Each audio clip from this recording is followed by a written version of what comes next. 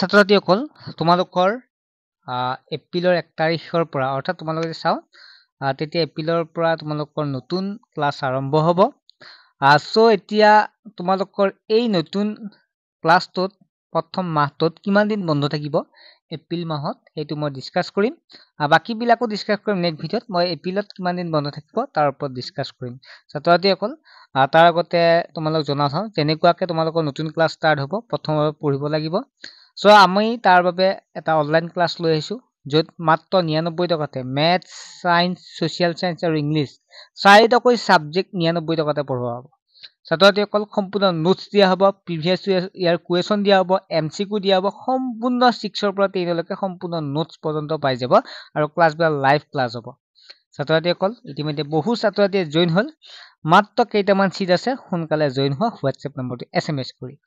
এতিয়া আহিলো আমি যিখন আসাম স্টেট স্কুল এডুকেশন বোৰ্ডৰ পৰা দিয়া এখন বন্ধৰ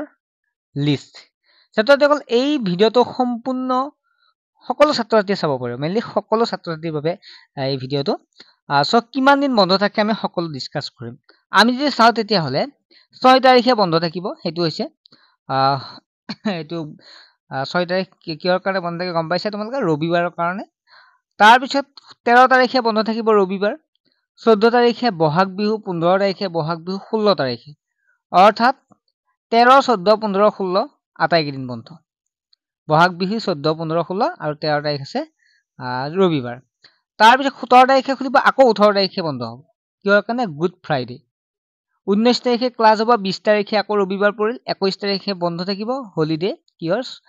সতি স্বাধীনী দিৱস অৰ্থাৎ 21 তাৰিখও তোমালোকৰ বন্ধ থাকিব 22 23 24 এনেকুৱাকে হ'ব আকৌ তোমালোকৰ 27 তাৰিখে হলিডে হল কিহৰ কাৰণে সানডে কাৰণে আকৌ 28 তাৰিখে বন্ধ দামোদৰ তিথি অফ দামোদৰ দেৱৰ ছাত্ৰসকল চাব গলে আমি